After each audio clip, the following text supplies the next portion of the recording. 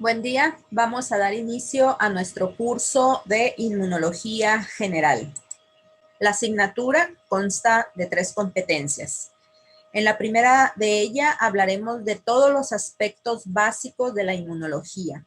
En la competencia número 2 vamos a hablar de todo lo relacionado con la inmunidad innata, con todas sus características y la manera en la que este tipo de inmunidad contribuye en la defensa del organismo. Por último, en la tercera competencia hablaremos de la inmunidad adaptativa, conocida también como inmunidad adquirida. Este tipo de inmunidad está mediada por linfocitos T y linfocitos B principalmente, por lo que hablaremos de las características de este tipo de células y de la manera en la que eliminan a los patógenos infecciosos o bien a células y moléculas extrañas. Aquí les muestro las abreviaturas que utilizaremos a lo largo de todo el curso. Estas abreviaturas y su significado se encuentran en un archivo en la plataforma. La competencia número 1, que es la que vamos a abordar a partir de este momento, consta principalmente de 3 puntos. El primero de ellos nos habla del desarrollo histórico de la inmunología. Luego vamos a hablar de todos los conceptos básicos que utilizaremos a lo largo del curso. Y finalmente abordaremos a las células y a los tejidos del sistema inmunológico. El material que ustedes pueden consultar para esta primera competencia son los capítulos 1 y 2 del libro Inmunología Celular y Molecular de Paul Caavas, así como el capítulo 1 del libro Inmunología de Janeway. Ambos se encuentran ya disponibles en la plataforma. Antes de iniciar con el primer punto de la competencia número 1, que es el desarrollo histórico, vamos a hablar de la inmunología. La inmunología es una ciencia cuyos inicios estuvieron estrechamente relacionados con los de la microbiología por razones obvias. Un microorganismo infeccioso que se introduce al organismo causa una enfermedad y a su vez desencadena mecanismos de defensa para resolver esa infección. Sin embargo, en la actualidad, la inmunología es una ciencia autónoma. Es una ciencia sólida y madura, completamente independiente de la microbiología y de cualquier otra ciencia. Podemos definirla como la ciencia que se encarga de estudiar todos los eventos celulares y moleculares que se van a desencadenar en el organismo después de que éste entra en contacto con microorganismos infecciosos o bien con células y moléculas que no son de origen infeccioso, pero que sí son ajenas o extrañas al organismo.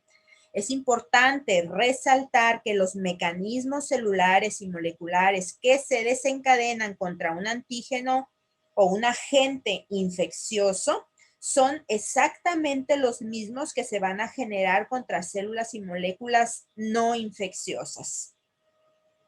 Ahora bien, la inmunología no solamente estudia respuestas que son fisiológicas o que son normales. La inmunología también se encarga de estudiar respuestas inmunológicas nocivas o dañinas para el organismo. El sistema inmunológico tiene una característica fundamental, que es discriminar o diferenciar entre todo aquello que es propio de lo extraño o de lo ajeno, para solamente generar respuestas en contra de lo extraño y no contra lo propio. Sin embargo, en algunas ocasiones el sistema inmunológico falla, como todo sistema es susceptible a averiarse. Falla y entonces empieza a generar respuestas inmunológicas contra lo propio. En este caso se generan enfermedades que son crónicas, que son debilitantes y que pueden poner en peligro la vida del individuo. Es el caso de las enfermedades autoinmunitarias, como por ejemplo el lupus eritematoso sistémico, la artritis reumatoide, entre muchas otras enfermedades autoinmunitarias adicionales. Existen otros casos en que las respuestas inmunológicas son inadecuadas o son exageradas contra sustancias inocuas. Y aquí hablamos de las hipersensibilidades. En otras ocasiones, algunos componentes del sistema inmunológico están defectuosos y entonces el individuo se torna altamente susceptible a las infecciones porque su sistema inmunológico no se encuentra al 100. Hay algunos componentes que están alterados o que están dañados. Y aquí hablamos de inmunodeficiencias. Entonces, hay una rama de la inmunología que es la inmunopatología, que se encarga de estudiar estos tres tipos de respuestas inmunológicas anormales o anómalas, como las enfermedades autoinmunitarias, las hipersensibilidades y las inmunodeficiencias. Bueno, pues una vez que ya hablamos de lo que estudia la inmunología, ahora sí vamos a entrar con el primer punto de la competencia número 1, que es el desarrollo histórico. A lo largo de su historia, el hombre ha sido afectado en cuestiones de mortalidad por tres causas principales: la guerra, los fenómenos naturales, como por ejemplo terremotos, maremotos, huracanes, etcétera, y por las enfermedades infecciosas. Estas últimas, en forma de plagas, pestes o epidemias, han azotado y devastado comunidades enteras desde tiempos muy remotos. De hecho, en los relatos bíblicos se hace referencia a alguna de estas enfermedades, como por ejemplo la peste negra o peste bubónica, a la fiebre escarlata, conocida también como escarlatina, y la peste blanca, que no es otra cosa más que tuberculosis. En los tiempos modernos, la humanidad no ha estado exenta de sufrir algunas epidemias. Por ejemplo, la del virus del Nilo, la de la gripe aviar, en la década de los 80, la epidemia del SIDA, en 2009, la epidemia de influenza H1N1 y pues actualmente la que estamos padeciendo. Los resultados de estas epidemias modernas no han sido tan devastadores como los resultados de las plagas de la antigüedad, gracias a los avances en la ciencia y la tecnología, como la introducción de los antibióticos y el desarrollo de las vacunas. Pero bueno, el avance de la ciencia y la tecnología ha tenido que ver con los resultados que han arrojado estas epidemias recientes. Pero en la antigüedad, donde no se contaba con antibióticos ni con vacunas, el único factor que determinaba el resultado de la enfermedad era el sistema de defensa. Y solamente aquellos individuos que contaban con un sistema de defensa eficiente eran los que lograban sobrevivir, desarrollar cierto grado de protección, y fueron ellos precisamente los que siguieron poblando al mundo, heredando ese eficiente sistema de defensa. En otras palabras, el sistema de defensa con el que en la actualidad contamos es resultado de la presión selectiva que han ejercido todas esas epidemias que han afectado al hombre a lo largo de su historia. Ahora bien, la palabra inmunidad deriva del vocablo latino inmunitas. Y en un principio la palabra inmunidad se utilizaba para describir cierto tipo de privilegios que tenían algunas personas, por ejemplo, los reyes, los burgueses, el clero, las personas que trabajaban para el gobierno, etcétera. Estas personas podían dejar de cumplir con ciertas obligaciones cívicas y legales, como por ejemplo el pago de los impuestos, en el caso de los varones, la realización del servicio militar, o bien eran inmunes a evadir la acción de la justicia cuando cometían algún ilícito. Algo similar a lo que ocurre en nuestros días con la mentada inmunidad diplomática, ¿no? Pero eso es otro tema. La primera mención de inmunidad frente a una infección se le atribuye a un médico griego llamado Tucídides. Tucídides por primera vez describió y registró de manera oficial una plaga. Esa plaga fue la peste de la guerra del Peloponeso, ocurrida alrededor del año 430 a.C., que afectó a Atenas y se extendió por gran parte del Peloponeso, de ahí su nombre, y mató a 2/3 partes de la población, es decir, de 3 individuos mató 2. Se cree que esta plaga fue especialmente letal porque era la primera vez que aparecía en esa región del mundo. Además, el carácter explosivo que adoptó el contagio impedía que los individuos desarrollaran inmunidad o protección. Las personas que lograron sobrevivir con la exposición repetida a la enfermedad lograron desarrollar cierto grado de protección y de esta manera la plaga se volvió menos severa. Tucídides describió los síntomas de esta enfermedad. Los describió como una brusca aparición de fiebre muy alta. La lengua y la garganta de los enfermos estaba sangrante, la piel estaba roja y amoratada y estallaba en pústulas para finalmente terminar con la vida del enfermo. En esos mismos escritos donde Tucídides dejó plasmados los síntomas de esta enfermedad, también elogiaba la devoción con la que las personas que se habían recuperado de la enfermedad cuidaban a los enfermos sin ningún riesgo de volver a contraer dicha enfermedad. Entonces, Tucídides señaló en sus escritos que quien se recuperaba de una enfermedad infecciosa quedaba inmune o protegido en contra de ella y rara vez volvía a padecerla, aún y cuando estuviera completamente expuesto a dicha enfermedad. Fue precisamente cuando se observó que quien sobrevivía a una infección ya no volvía a padecerla que la inmunología nace como una ciencia o como una disciplina. Aquí cabe resaltar que estas observaciones ya se habían realizado desde antes de los escritos de Tucídides. Sin embargo, no quedó un registro oficial.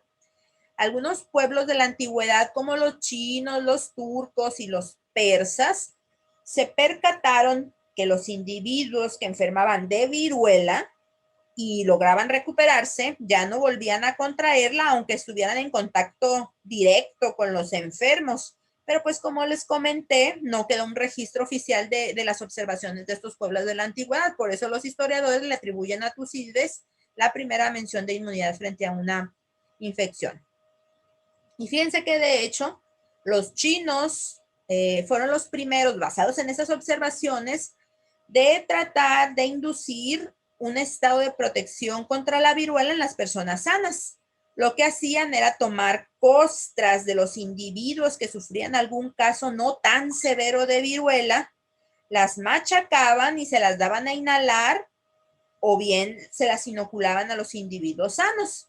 Las personas que eran tratadas de esta manera podían enfermar de viruela o bien podían contraer otras enfermedades como sífilis o lepra, pero eso no importaba porque a cambio quedaban protegidos contra una enfermedad que era mucho más grave y potencialmente mortal en aquella época, que era la viruela.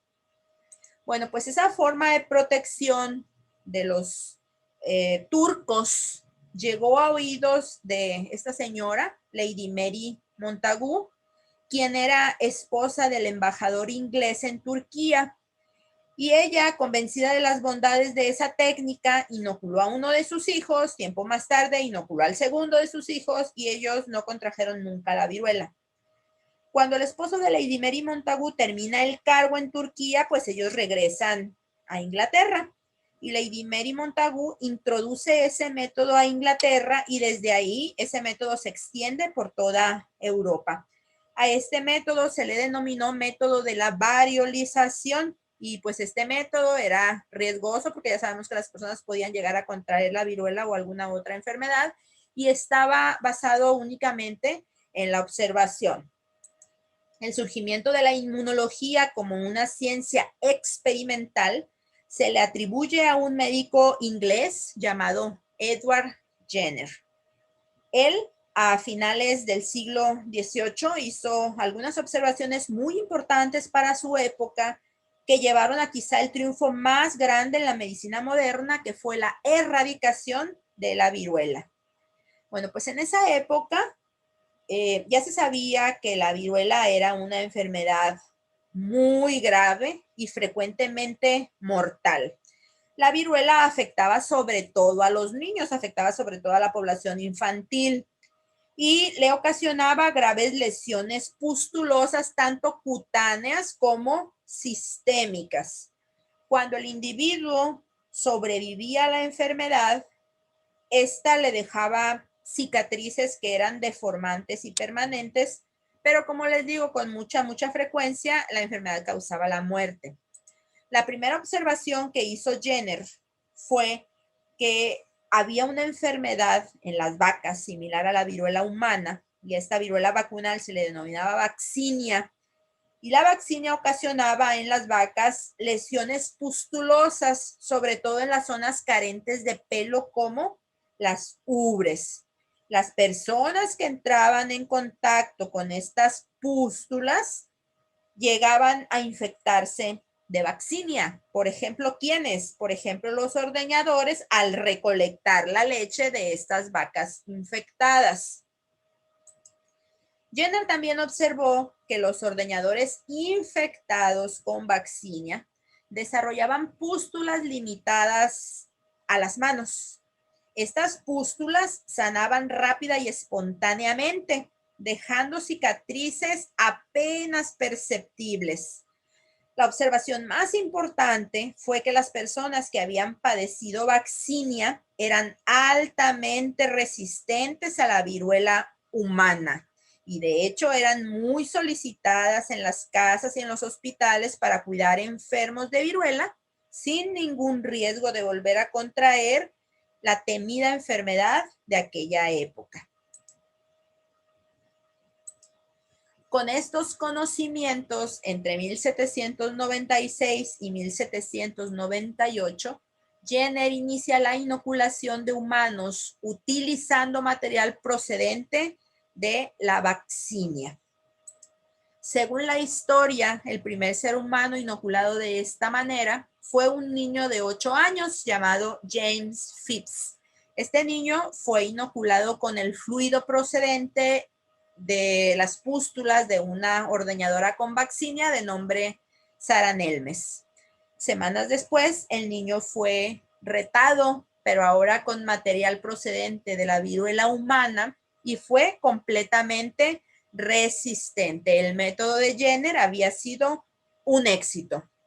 Entonces, muy pronto, pero de manera gradual, los médicos de toda Europa adoptaron el método de Jenner y el número de casos disminuyó drásticamente. Pero como todo en la vida, pues no faltaron los detractores que aseguraban que este método sería un fracaso, que los riesgos superaban a los beneficios y llegaron a mencionar que las personas inoculadas con el material procedente de la vaccinia iban a desarrollar características propias de la especie bovina, tal como lo muestra esta caricatura del siglo XVIII. Nada más alejado de la realidad, pues el método de Jenner, que desplazó a la inoculación que utilizaba material de la viruela humana, fue muy eficaz. No presentó complicaciones y se siguió utilizando por muchos años. De hecho, se necesitaron casi 200 años para que la vacunación contra la viruela fuera universal, hasta que en 1977 se presentó el último caso en Somalia, en África, y 3 años después, en 1980, la Organización Mundial de la Salud la declaró erradicada. Y bueno, a pesar de lo exitoso del método de Jenner, tuvieron que pasar casi 100 años para que fuera aplicado a otra enfermedad. Esto debido en gran parte al desconocimiento que se tenía en aquella época de los microorganismos infecciosos causantes de las diferentes enfermedades, porque cuando Jenner hizo su aportación, nada se sabía de esto. Fue hasta finales del siglo XIX que Koch demostró que las enfermedades eran producidas por microorganismos infecciosos. Entonces, conforme la microbiología floreció, la inmunología hizo lo propio. El primer abordaje plenamente científico en inmunología lo realizó un afamado científico francés, Louis Pasteur. Él, entre 1880 y 1885, encontró la manera de disminuir la virulencia de los microorganismos infecciosos, procedimiento conocido como atenuación, la cual ha sido la base de muchísimas vacunas. Pasteur es considerado padre de la inmunología gracias a las contribuciones tan importantes que realizó en este campo. Entre otras, desarrolló la vacuna contra el cólera de las aves, contra el anthrax y contra la rabia, empleando a los microorganismos causantes de estas enfermedades debilitados o atenuados de diferentes maneras para poder inducir una protección contra retos posteriores. Pasteur se encontraba buscando la manera de proteger a los animales de importancia económica como las aves o las reses de las enfermedades, cuando la casualidad, combinada con su perspicaz observación, lo llevó a su primer descubrimiento importante, que fue la atenuación de la bacteria causante del cólera de las aves y obviamente el consecuente desarrollo de la vacuna contra esta enfermedad. Pasteur cultivaba en medio líquido a la bacteria causante del cólera. Tomaba una alícuota de ese cultivo líquido de la bacteria, se lo inyectaba a las aves y pocas horas después estas aves se enfermaban y morían. Cuenta la historia que la primera casualidad viene cuando Pasteur y su equipo de trabajo salen de vacaciones, dejando un medio de cultivo con la bacteria olvidado. Al regresar al laboratorio, Pasteur se percata de este olvido y su curiosidad lo llevó a tomar una alícuota de ese medio de cultivo envejecido e inocularlo en unas aves y observar qué era lo que pasaba, y pues lo hizo y no pasó nada. Las aves no se enfermaron ni tampoco se murieron. Era posible pensar que la bacteria ya estaba muerta. ¿Por qué? Porque los nutrientes del medio que la bacteria necesita para estarse replicando y para poder sobrevivir, pues ya estaban agotados con el paso del tiempo. Pues bueno, la segunda casualidad que menciona la historia es que el abastecimiento de aves en el laboratorio de Pasteur pues era limitado, tenía poquitas aves. Así que cuando prepararon medio de cultivo nuevo con la bacteria virulenta, inocularon, entre otras aves, a esas mismas gallinas que habían recibido la bacteria del cultivo envejecido.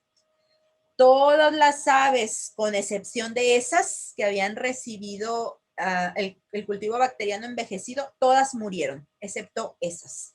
Entonces, con esto Pasteur demostró que inyectando una alícuota de un cultivo envejecido, es decir, inyectando a la bacteria causante del cólera debilitada o atenuada, era posible producir una versión disminuida de la enfermedad e inducir inmunidad o protección contra un reto posterior con la bacteria virulenta. Y para quienes dijeron que estos descubrimientos de Pasteur habían sido fortuitos, su respuesta: en el campo de la observación, la suerte o la fortuna favorece solamente a las mentes preparadas, y evidentemente la mente de Pasteur estaba más que preparada. Y como para que no quedara duda y callar más bocas, Pasteur extendió estos conocimientos a otras dos enfermedades y desarrolló las vacunas contra la rabia y contra el anthrax. Uno de los experimentos públicos más famosos de Pasteur fue la protección contra el anthrax, que fue realizado en una granja a las afueras de París frente a un jurado conformado por importantes personalidades científicas y del gobierno. En este caso, el bacilo causante del anthrax fue atenuado por calentamiento, es decir, la bacteria fue cultivada en lugar de a 37 grados centígrados a 42 grados centígrados.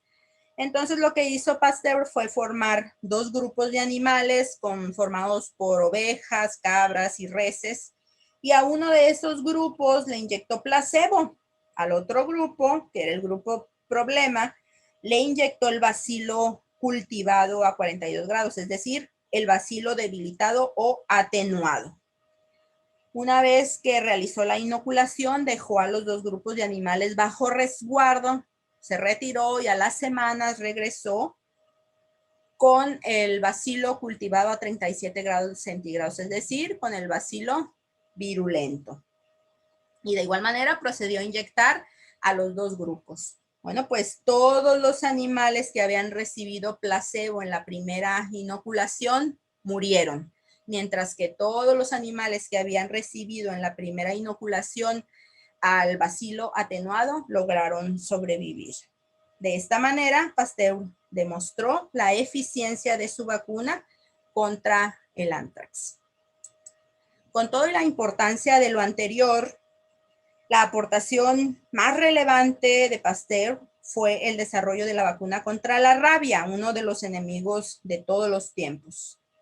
Debido a que los experimentos de Pasteur eran del dominio público, un día llegó hasta su laboratorio una familia cuyo hijo había sido mordido gravemente por un perro rabioso. Después de mucha persuasión por parte de los padres, Pasteur accedió a la vacunación de este niño. Para la vacuna, utilizó extractos nerviosos de perros rabiosos desecados y envejecidos, salvando al niño Joseph Meister de manera espectacular. Como anécdota o como cultura general les cuento que este niño cuando creció fue el portero del Instituto Pasteur y se suicidó cuando los nazis intentaron profanar la tumba de Pasteur. Ironías de la vida, ¿no? Él vivió y murió por Pasteur. Bueno, a esa forma de generar inmunidad inoculando microorganismos atenuados, Pasteur lo llamó vacunación en honor a Jenner y su trabajo con la viruela vacunal. Estos triunfos prácticos llevaron al desarrollo de la inmunología, ya que los científicos de aquella época se enfocaron en tratar de encontrar el mecanismo encargado de la protección. Y el primero en manifestarse fue el zoólogo ruso Meshnikov, quien en 1883 estableció su teoría de la fagocitosis, en la cual la inmunidad mediada por células fagocíticas era la base de la defensa del organismo. Esta teoría, Meshnikov la propuso al observar que tiempo después de enterrar una espina en una estrella de mar, la espina se encontraba rodeada por células de tipo ameboide que intentaban devorar ese objeto extraño. Esas células de tipo ameboide que devoran todo tipo de partículas y que hoy sabemos juegan un papel muy importante en la defensa, tal y como lo propuso Meshnikov, son los fagocitos. Entre los fagocitos se encuentran los monocitos, los macrófagos y los neutrófilos, que se dice que son fagocitos profesionales porque de sus principales funciones es la fagocitosis. Otro tipo de células que puede llevar a cabo muy bien esa función de la fagocitosis son las células dendríticas. No se consideran células fagocíticas profesionales porque estas tienen otras funciones también que son muy importantes, es decir, no es su principal función. El proceso de la fagocitosis consiste en la ingestión de alguna partícula o de algún patógeno infeccioso al interior de la célula en una vesícula que se denomina fagosoma. ¿Y para qué se lleva a cabo su ingestión? Bueno, para llevar a cabo su degradación, para llevar a cabo su destrucción. Aquí vemos los fagocitos profesionales, los monocitos, macrófagos y neutrófilos. Pero ya quedamos que también las células dendríticas son células fagocíticas muy buenas, aunque no son profesionales. Aquí vamos a ver paso a paso el desarrollo del proceso de la fagocitosis. Como primer paso, o sea, lo primero que tiene que ocurrir para que se lleve a cabo la fagocitosis es la interacción entre un receptor que se encuentra sobre la superficie de la célula fagocítica con una estructura de la partícula que va a ser fagocitada. Después de esa interacción, el fagocito va a emitir prolongaciones citoplasmáticas, que son como estos bracitos que están aquí, que van a rodear a la partícula que va a ser fagocitada. A eso se les llama pseudópodos. Posteriormente, esa partícula va a ser ingerida y se va a encontrar localizada dentro de una vesícula que se denomina fagosoma. Ese fagosoma posteriormente se va a fusionar con los lisosomas y se va a formar una vesícula que ahora se va a llamar fagolisosoma. Las enzimas lisosomales se van a activar, esas enzimas lisosomales se llaman catepsinas y van a llevar a cabo la destrucción intravesicular de esa partícula que fue fagocitada. Es decir, se van a generar varios fragmentos de esa partícula. Algunos de esos fragmentos se van a unir a unas moléculas que se conocen como moléculas del MHC, moléculas del complejo principal de histocompatibilidad, pero se abrevian como moléculas del MHC. Y entonces esas moléculas del MHC con el fragmento de la partícula van a viajar a la superficie de la célula y van a ser expresados en ella. Este es como un mecanismo que tiene la célula fagocítica para avisarle al resto del cuerpo lo que ella contiene en su interior. El resto de los fragmentos de la partícula fagocitada van a ser exocitados para ser eliminados del organismo.